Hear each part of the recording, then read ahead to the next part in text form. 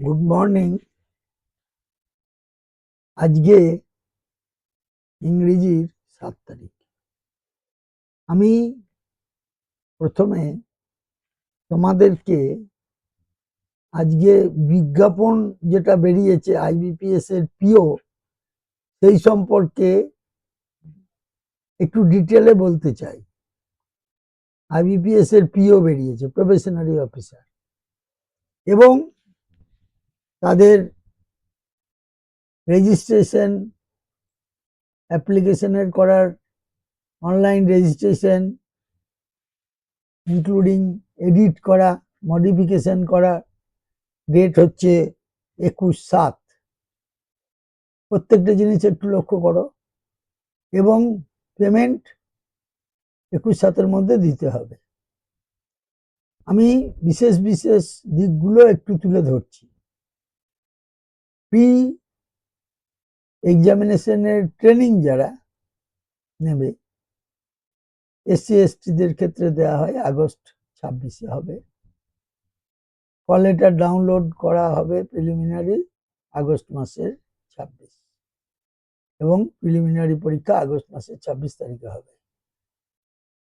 Online এক্সামিনেশনের result preliminary September 26-এ বেরিয়ে যাবে। এবার ডাউনলোড করবে কল লেটার অনলাইনে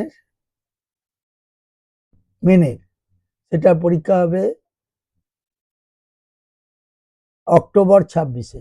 সেপ্টেম্বর 26-এর মধ্যে অলরেডি তোমরা করে দেবে। নেক্সট তোমাদের নভেম্বরে পার্সোনালিটি টেস্ট অর্থাৎ ইন্টারভিউ হবে নভেম্বর মাসে, এবং নভেম্বর ডিসেম্বর মাসে ইন্টারভিউ হওয়ার পর প্রভিশনাল অ্যালটমেন্টের লিস্ট বেরবে জানুয়ারি 27। এবং এটা যেহেতু রাষ্ট্রায়ত্ত ব্যাংক, তা এখন যে ব্যাংকগুলোতে নেওয়া হবে, রিক্রুট করা হবে, তাতে বলে দিচ্ছি বারবার কি কি ব্যাংক আছে। কি কি ব্যাংক আছে দেখো, ব্যাংক অফ বরোদা আছে, কানাড়া ব্যাংক আছে, ইন্ডিয়ান ওভারসিজ ব্যাংক আছে, ইউকো ব্যাংক আছে, ব্যাংক অফ ইন্ডিয়া আছে, সেন্ট্রাল ব্যাংক অফ ইন্ডিয়া আছে, পাঞ্জাব ন্যাশনাল ব্যাংক আছে, ইউনিয়ন ব্যাংক আছে, ব্যাংক অফ মহারাষ্ট্র আছে, ইন্ডিয়ান ব্যাংক আছে, এবং পাঞ্জাব অ্যান্ড সিন্ধ ব্যাংক আছে। রিসেন্টলি শোনা যাচ্ছে আরো কিছু ব্যাংক মার্জার হয়ে যাবে, কিন্তু এই খবরটা অথেন্টিক নয়। ইউনিয়নের কাছ থেকেও দেখছিলাম রিপোর্ট আসছিল, কিন্তু এই খবরটা একদম এখন পর্যন্ত অথেন্টিক নয়। এবং প্রভিশনারি অফিসারের স্কেলের কথা দেখে নিও। স্কেল তো পরের কথা, আগে পরীক্ষা পাস করতে হবে। এইবার ফিজটাও দেখে নাও, ফিজটা কত টাকা আছে। 175 টাকা আছে এসসি এসটি এদের জন্য, এবং পিডব্লিউবিডি ক্যান্ডিডেটের জন্য, আর 850 টাকা আছে জেনারেল ক্যান্ডিডেটদের জন্য। এবং সব থেকে গুরুত্বপূর্ণ, এবারে সিলেবাসে একটু চেঞ্জ হয়েছে, সেইটা একটু লক্ষ্য রাখতে হবে। সিলেবাসে কি চেঞ্জ হয়েছে? 30টা কোশ্চেনে 30 নম্বর ইংলিশে থাকবে, আগে যেমন ছিল তাই, কিন্তু 35টা কোশ্চেনে ম্যাক্সিমাম মার্কস কিন্তু 30 হয়েছে অঙ্কটায় দেখো, এবং 35টা রিজনিং এর কোশ্চেনে 40 নম্বর হয়েছে। তার রিজনিংটার উপর জোর দিতে হবে। আচ্ছা, এবং in the meantime SBI বেরিয়েছে, তারও সিলেবাস তোমরা দেখে নেবে একবার, দরকার হলে আবার একদিন আলোচনা করে দেবো। তাদের কিন্তু পিলির পর যে মেন পরীক্ষা হবে সেখানেও একটু চেঞ্জ দেখবে, পিলিতেও চেঞ্জ দেখবে। আর প্রথমে তো এসবিআই পিওটা হবে, অনেকে অ্যাপ্লাই করেছে। এবার আইবিপিএস এর যে মেনের পরীক্ষা, তাতে কি কি বিষয় আছে সেগুলো বলছি। 40টা রিজনিং আছে, 3rd নম্বর, 45 মিনিট টাইম। জিকেতে এবং ব্যাংকিং জিকেও থাকবে। 50টা কোশ্চেনে 60 নম্বর, 35 মিনিট টাইম। 40টা কোশ্চেন ইংরেজিতে, এ দেখো নম্বরটা 20 হয়ে গেছে, 35 মিনিট টাইম। এবং 40টা ডেটা অ্যানালিসিস অ্যান্ড ইন্টারপ্রিটেশন, 60। আমি এখানে যারা স্টুডেন্ট পড়ে তাদের জন্য ডিআই এর উপরে প্রায় 500-র উপর ডিআই দেওয়া হয়েছে, যতটা পারবে করবে, আস্তে আস্তে করবে। এখন টাইম আছে 45 মিনিট টাইম আছে। 40টা ডিআইতে 60 নম্বর এবং টোটাল 170টা কোশ্চেন মিনিট, 200 নম্বর এবং 160 মিনিট, অর্থাৎ 3 ঘন্টা পরীক্ষা। 3 ঘন্টা নয়, 2 ঘন্টা 40 মিনিট পরীক্ষা। এগুলো সিলেবাসের পরিবর্তন হয়েছে, তারপরে আবার ডেসক্রিপটিভ পরীক্ষা হবে। সেখানে দুটো জিনিস দেয়া থাকবে, এটা লক্ষ্য রাখো। দুটো জিনিস দেয়া থাকবে। কি কি জিনিস? 25 নম্বরে এসে এবং কম্প্রিহেনশন টেস্ট দায়িত্ব দিয়েছে, সেটা তো জানো, অনেকে দিয়েওছে আগে আগে, এবং 30 মিনিটের মধ্যে উত্তর করতে হবে। এবং maybe broadly based on economic and social issue, emerging trends in banking এবং টেকনোলজি, ব্যাংকিং টেকনোলজি এবং কারেন্ট ইভেন্টস, এথিক্স, এগুলোর উপরও আমি নোট দিই প্রতি বছর, এবারেও দেব। আশা করি, আমার অভিজ্ঞতা থেকে বলছি, ওর মধ্যেই আসে, নর্মালি আসে। একটু একটু চেঞ্জ হলেও তোমাকে তো ইংরেজিতে লেখার দক্ষতা ওটা বাড়াতে হবে, এবং আমি বলেছি তোমরা লিখবে, কারেকশন করে দেওয়া হবে, এবং কাউন্ট করে লিখতে হয় সেগুলো বলে দেবো। তারপর ইন্টারভিউ হবে, এবং সেখানে যারা যারা ইন্টারভিউ পাবে তাদের আমরা মক ইন্টারভিউ নিই, এই যে পার্সোনালিটি টেস্ট। এই সমস্ত কাজগুলোই এই বছরে ডিসেম্বরের মধ্যে শেষ হয়ে যাবে, এবং এক্সপেক্ট করব এখানে যারা পড়ে প্রত্যেকে পাক। আর জেমিনি এআই এবং আমি দুজনে যৌথভাবে সাহায্য করব। এবার দেখো, জেমিনিও একটা বার্তা দিয়েছে, এবং আমার বার্তাটাও শোনো একটু। প্রিয় ছাত্রছাত্রীরা, 2026 সালের আইবিপিএস পিওর বিজ্ঞপ্তি এবং নতুন সিলেবাসের পরিবর্তন তোমাদের সামনে এখন বড় চ্যালেঞ্জ হিসাবে এসছে। মনে রেখো, সাফল্যের কোনো শর্টকাট নেই। এর জন্য প্রয়োজন কঠোর পরিশ্রম এবং ধারাবাহিক অনুশীলন। তোমরা নিশ্চয়ই লক্ষ্য করছো, আমি নিজেও এখনো নিয়মিত পড়াশোনা এবং অনুশীলন চালিয়ে যাচ্ছি, এবং নির্দিষ্ট প্রশিক্ষণ নিচ্ছি, এবং আমি অনেক ইমপ্রুভ করেছি। এখনো 2-3 মাস লাগবে, তবুও আমি ভিডিওগুলো দিতে আরম্ভ করব। ইউটিউব ভিডিও আরো যাতে উন্নত করা যায় তার জন্য চেষ্টা করছি।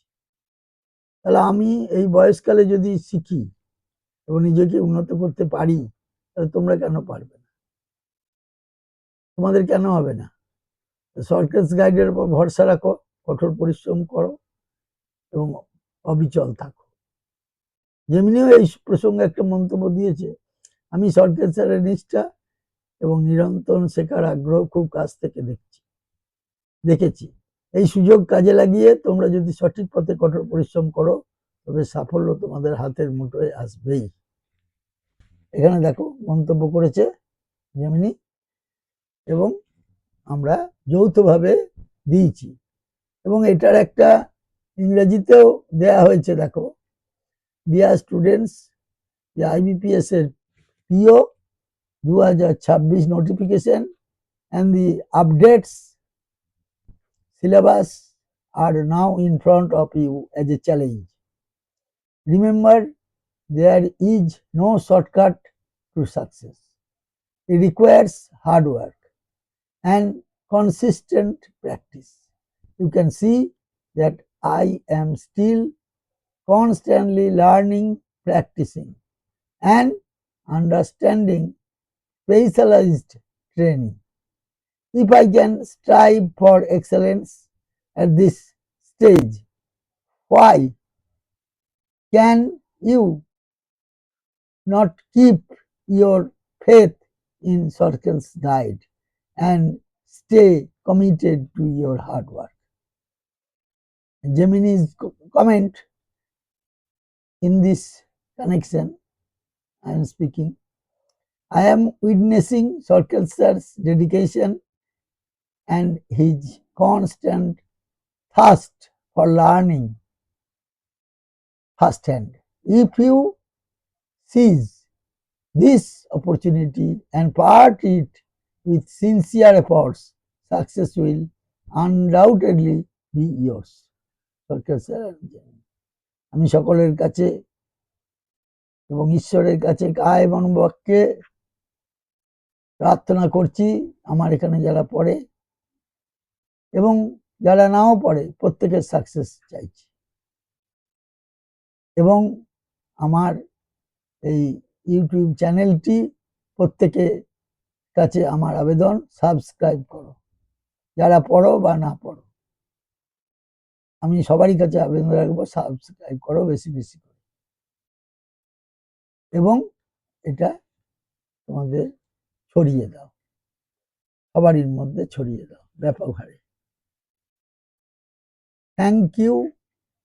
আমি মনে করি হার্ড লেবার হচ্ছে একমাত্র অনুশীলনের অস্ত্র, এছাড়া আর কিচ্ছু নাই।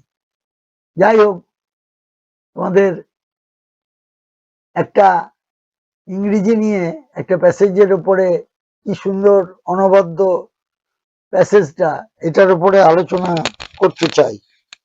সেটা হচ্ছে, আমি একটুখানি ইংরেজিটা পড়ছি, দেখো। Home is where the heart is, also goes the adage, but the human heart did not always crave a still hearth. In fact, before the emergence of agrarian society, the early humans journeyed along the roads taken by their prey. Hunter-gatherer societies were mobile and the road was their life. অর্থাৎ বলছে রাস্তাই তাদের জীবন ছিল। যা যাযাবর, nomadic টাইপের, এক জায়গা থেকে এক জায়গায় খালি ঘুরে বেড়াতো। এবার এখানে বঙ্গানুবাদ যেটা, সেটা আমি একটু পড়ছি, এটা পড়ে নেবে। এবং সেখানে কিশোর কুমারের একটা গানের কথা বলা হয়েছে, যে যাযাবরদের জীবন নিয়ে। সে গানটাও চেষ্টা করছি আমি লাস্টে দিতে, দেখা যাক কি হয়। আমি একটুখানি বাংলায় অনুবাদটা করে দিচ্ছি, মানে বলে দিচ্ছি, এটা পড়ে নেবে।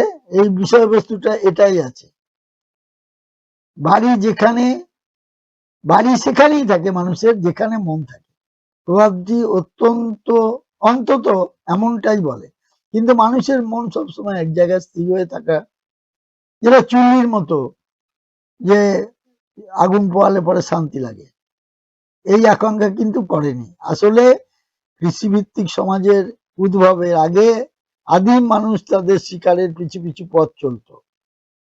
শিকারী সংগ্রাহক সমাজ ছিল যাযাবর, পথ ছিল তাদের জীবন। কিন্তু কৃষিকাজে প্রসারের সাথে সাথে মানুষ এক জায়গায় থিতু হতে শিখল। ভ্রমণের জীবনকে তখন থেকে নেতিবাচক বা তুচ্ছ নজরে দেখা হতে লাগলো। তবুও মানুষের মধ্যে ঘুরে বেড়ানোর সেই আদিম সত্তার অবশিষ্ট অংশ আজও রয়ে গেছে। 2000 সালে হারম্যান এবং ক্যান্ডেলারিয়া, এই জ্যাপ, এক গাড়িতে চড়ে বুয়েন্স এয়ার্স থেকে বিশ্ব ভ্রমণে বেরিয়েছিল। জ্যাপ দম্পতির জন্য পথ ছিল বাড়ি, আক্ষরিক এবং রূপক উভয় অর্থেই। বিভিন্ন দেশে থাকাকালীন তাদের 4টে সন্তানও হয়েছিল। কঠোর ভিসা নিয়ম ও ক্রমবর্ধমান সংকীর্ণতার যুগেও তাদের দেশের সীমানাগুলো ঠিক সেভাবেই দেখতে পেয়েছে, যা আসলে মানচিত্রের উপর টানা কিছু খামখেয়ালি এবং কৃত্রিম রেখা। জ্যাপ দম্পতি যখন যাত্রা শুরু করেছিল তখন পৃথিবীটা অন্যরকম ছিল। স্মার্টফোন ছিল না, ইন্টারনেটের ব্যবহার ছিল একেবারে প্রাথমিক পর্যায়ে। পৃথিবী ছিল জ্ঞান ও আশার জায়গায়। ভুল তথ্য বিভাজনের বদলে নিউ ইয়র্কে তখন টুইন টাওয়ার দাঁড়িয়েছিল এবং রাশিয়ায় ছিল তাদের সোভিয়েত গৌরব হারানো এক ক্ষুদ্র কাঠামো। সেই জন্য কিশোর কুমারের সেই অমর গান, মুসাফির হুঁ ইয়ারও না ঘর হ্যাঁ না ঠিকানা। গুনগুন করতে করতে জ্যাপ দম্পতির সেই পরিবর্তনশীল বিশ্বের মধ্যে দিয়ে দীর্ঘ পথ পাড়ি দেওয়া কল্পনা করাটা বেশ প্রলুব্ধকর ছিল। এই জন্যই বলছে কি কিশোর কুমার ইমর্টাল সং মুসাফির হুঁ যে বলে যে গানটা দিয়েছে সেটা ওইখানে প্রথম প্যারাগ্রাফের লাস্টে আছে। এবার দি জ্যাপস interestingly are not an anomaly. Latest estimates show that over 1 million Americans live permanently in recreational vehicles with no permanent address. আশ্চর্যের বিষয় হলো জ্যাপ দম্পতি কোনো ব্যতিক্রম নন। সাম্প্রতিক হিসাব অনুযায়ী দেখা যায় যে 10 লক্ষেরও বেশি আমেরিকান স্থায়ীভাবে বিভিন্ন বিনোদনমূলক যানবাহনে বসবাস করেন যাদের কোনো নির্দিষ্ট ঠিকানা নাই। তাদের মধ্যে অনেকে অবসরপ্রাপ্ত, কিন্তু আবার অনেক বছরের একটা নির্দিষ্ট সময় কাজ করেন, যা তাদের পরবর্তী কয়েক মাস ঘুরে বেড়ানোর জন্য যথেষ্ট। এই ধরনের জীবনধারা এবং এর সাথে জড়িয়ে থাকা স্বাধীনতার ধারণাকে রোমান্টিক বা আকর্ষণীয় করে তোলা সহজ, কিন্তু বেশিরভাগ দেশেই যাদের কোনো স্থায়ী ঠিকানা নেই তাদের তীব্র আইনি নজরদারির সম্মুখীন হতে হয়। আইন প্রয়োগকারী সংস্থাগুলো এমনকি স্থায়ী ঘরবাড়িহীন মানুষের প্রতি বিদ্বেষ পরায়ণ হতে পারে। উদাহরণস্বরূপ মার্কিন যুক্তরাষ্ট্রের কিছু এলাকায় এমন আইন আছে যার ফলে ফুটপাতে ঘুমানো, ক্যাম্প করা, শহরের প্রাণকেন্দ্রে কোনো সুনির্দিষ্টকরণ ছাড়াই ঘোরাঘুরি করা অবৈধ। এর উদ্দেশ্যে মনে হয় জনসমাগম স্থল থেকে কিছুটা নির্দিষ্ট ধরনের মানুষের উপস্থিতি সরিয়ে ফেলা বা এলাকা পরিষ্কার রাখা। এই আইনগুলো কেবল মার্কিন যুক্তরাষ্ট্রে নয়, অন্যান্য দেশেও চালু আছে। ইউরোপ জুড়ে জিপসি যারা যাযাবর বা ইহুদি, তাদের উপর নির্যাতনের দীর্ঘ ইতিহাসও রয়েছে। পুরনো যুক্তরাষ্ট্রে যাযাবরদের জেলে পাঠানো হতো, দাস হিসেবে বিক্রি করা হতো, কখনো কখনো কোনো কারণ ছাড়াই মেরে ফেলা হতো। ঔপনিবেশ ভারতও যাযাবর সম্প্রদায়ের উচ্ছেদ অভিযান প্রত্যক্ষ করেছে, যার মধ্যে উল্লেখযোগ্য হলো ঠগীদের থাগার্স এর বিরুদ্ধে অভিযান। এই কথাটা মনে রাখতে হবে। In the old United Kingdom, vagrants could be put in jail, sold as slaves, or sometimes even killed for no other reason than wandering. Colonial India too had witnessed the purge of nomadic communities, most notably under the guise of the campaign against thuggers. 1 নম্বর প্রশ্ন বলেছে, according to the passage, what changes has human society seen from pre-agrarian era to the present? এটা from being a hunter gathered nomadic society, এই কথাটা বলতে হবে। দেখো এইখানে তো প্যারাগ্রাফটা বলা হলো, এই প্রশ্নটার উত্তর এটা অ্যাকচুয়ালি এটা হবে একের উত্তর বি। এই কথাটা হবে একের উত্তর বি হবে। এখানে পরিষ্কার করে বলা আছে, from being a hunter gathered and nomadic society involves into a settle agrarian society. তাহলে প্যাসেজ অনুযায়ী প্রাক কৃষি যুগ থেকে বর্তমান পর্যন্ত মানব সমাজে কি কি পরিবর্তন দেখা গেছে, সঠিক উত্তরটা হবে প্রথম প্যারাগ্রাফে। দেখো পরিষ্কারভাবে বলা হয়েছে এই পরিবর্তনের কথা, যে যাযাবর জীবন, কৃষিকাজ শুরু হওয়ার আগে আদিম মানুষ ছিল শিকারী সংগ্রাহক, তাদের শিকারের খোঁজে সবসময় এক জায়গা থেকে অন্য জায়গায় ঘুরে বেড়াতো, তারা ছিল যাযাবর। আর কিন্তু যখন থেকে মানুষ কৃষিকাজ শুরু করলো তখন শিকড় গেরা এক জায়গা থেকে আরেক জায়গায় খোঁজে তারা বসতি স্থাপন করলো। দৃষ্টিভঙ্গের পরিবর্তন হলো, এক জায়গায় তৃতীয় হওয়া মানুষের ঘুরে বেড়ানো বা ভ্রমণের জীবনকে নেতিবাচক বা তুচ্ছ নজরে দেখা হতে লাগলো। অন্যান্য অপশনগুলো সেই জন্য হচ্ছে না। এগুলো বলা হয়েছে যে আধুনিক যুগের মানুষ কৃষির উপর নির্ভরতা কমিয়ে দিয়েছে, কিন্তু প্যাসেজে উল্টো বলা হয়েছে যে কৃষিকাজ আসার পরই মানুষ এক জায়গায় স্থায়ী হতে শিখেছে। যার জন্য অন্য অপশন গুলো মিলছে না। আচ্ছা, এবার তুমি চলে এসো 2 নম্বর যে কন্ডিশনটা, 2 নম্বর কোশ্চেনটা বলেছে যে what was not the global situation when the Japs embarked on their journey? এটা হবে the world was going through an acute economic crisis due to surge in oil prices. এর এই উত্তরটা সঠিক উত্তর হবে এইটা। কারণ প্যাসেজে বলা আছে যে যে তখন ইন্টারনেটের প্রাথমিক অবস্থা ছিল, টুইন টাওয়ার দাঁড়িয়ে ছিল, রাশিয়া তার সাবেক সোভিয়েত গৌরব হারিয়ে একটা ছোট কাঠামোকে পরিণত করেছিল, কিন্তু তেলের দাম বৃদ্ধির কারণে অর্থনৈতিক সংকটের কোনো কথা এখানে বলা হয়নি। তারপরে how do the itinerant Americans sustained their lives? তাহলে বিয়ের যে অ্যান্সারটা হলো, এটা দেখো, বিয়ের যে অ্যান্সারটা হলো এটা হবে 4। এবার 3-এর যে অ্যান্সারটা বলছি, হাউ ডু দ্য, ওটা হবে উত্তর 4। এখানে দুটো কারণই দেখানো হয়েছে, 4টা হবে দুটো কারণে। কারণ প্যাসেজে বলা হয়েছে যে যাদের স্থায়ী ঠিকানা নেই তারা কঠোর আইন নজরদারির সম্মুখীন হয়। এছাড়া অনেক দেশে আইন প্রয়োগকারী সংস্থাগুলোকে এই ধরনের ভ্রমণকারীদের প্রতি বিদ্বেষ পরায়ণ বা পক্ষপাত দৃষ্ট হয়। নিচের কোনটা ভুল? তারপরটা 5 নম্বরে বলেছে নিচের, এটা 4 নম্বরে। তাহলে 3 নম্বরের উত্তর হলো, 4 নম্বরের উত্তরটা বিভিন্ন দেশ নতুন যুগে যাযাবরদের সাথে কেমন আচরণ করেছে, এটা তো বললাম। হ্যাঁ, তাহলে 4-এর উত্তর ডি হলো, 4-এর উত্তর হলো ডি। এবার চলে এসো 5-এর আনসার। 5-এর আনসার, এবার 5-এর হচ্ছে কোনটা ভুল বলেছে। 5-এর ফলস হবে Germany has a prohibition law for sitting on the sidewalks. এটা 5-এর উত্তর হবে বি। আচ্ছা, 5-এর উত্তর হবে বি। আচ্ছা, কেন না, প্যাসেজে আমেরিকানদের কিছু জায়গায় ফুটপাতে ঘুমানোর নিষেধাজ্ঞার কথা বলা হয়েছে, কিন্তু জার্মানি সম্পর্কে এমন কোনো নির্দিষ্ট উল্লেখ নেই। 6-এর যে উত্তরটা বলেছে ওই জায়গাটা কি হবে, ব্ল্যাঙ্ক আছে যেখানটায়, ওইটা হবে হামড।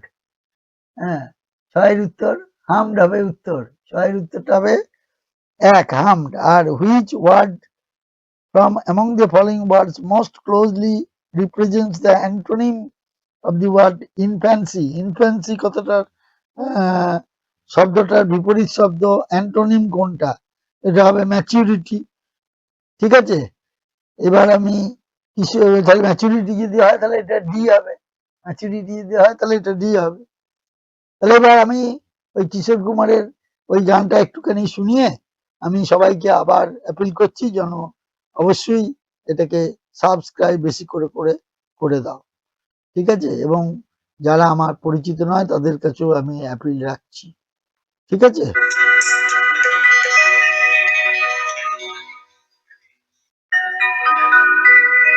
মুসাফির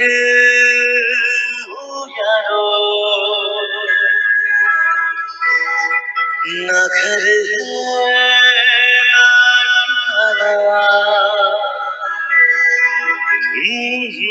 ठिकाना,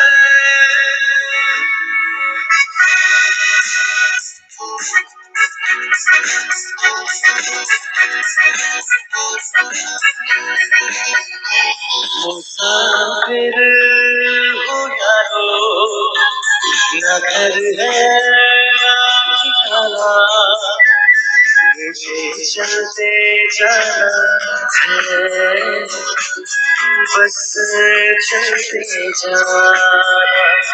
मुसाफिर हो यारो, ना घर है ना ठिकाना, मुझे चलते जाना है, बस चलते जाना।